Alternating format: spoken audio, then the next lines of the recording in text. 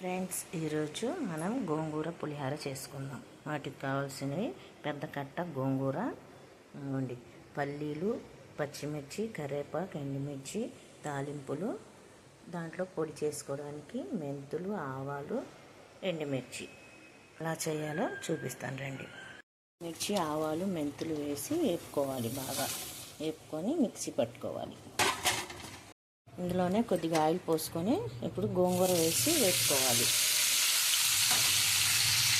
గోంగూర ఉడకకుండా చింతపండు, ఒక చిన్న నిమ్మకాయ సైజ్ అంత చింతపండు పులుసు తీసుకొని ఇందులో వేసేయాలి.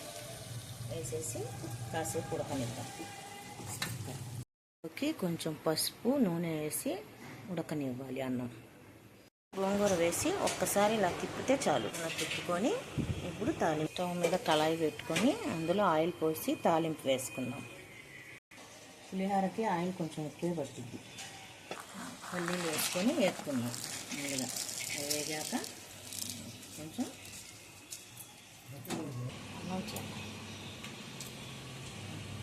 అన్నం చల్లారాక ఈ గోంగూర అంతా ఇందులో కలిపేయాలి. తాలింపులు, ఎండుమిర్చి వేసి కాసేపు వేసుకుంటాం.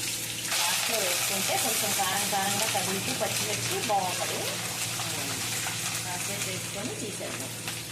ఇంగువ వేసుకుంటే చాలా బాగుంటుంది. ఇప్పుడు టేస్ట్ సరిపడా ఉప్పు వేసుకోండి. ఉప్పుకి తగ్గట్టు చూసి వేసుకోండి.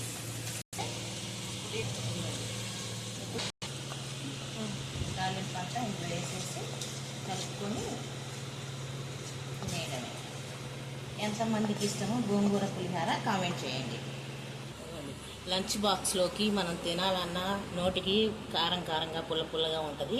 చాలా బాగుంటుంది. ఇలా ట్రై చేయండి. ఎంతమందికి ఇలా ఇష్టమో కామెంట్ చేయండి. లైక్ చేయండి.